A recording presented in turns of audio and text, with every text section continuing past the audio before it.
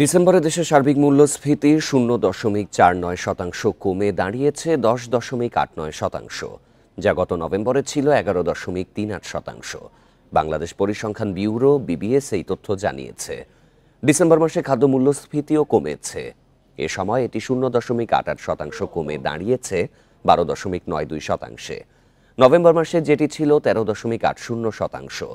এদিকে নভেম্বর মাসে সার্বিক খাদ্য বহির্ভূত মূল্যস্ফীতি 9.39% থাকলেও ডিসেম্বরে সেটি কমে 9.26% দাঁড়িয়েছে।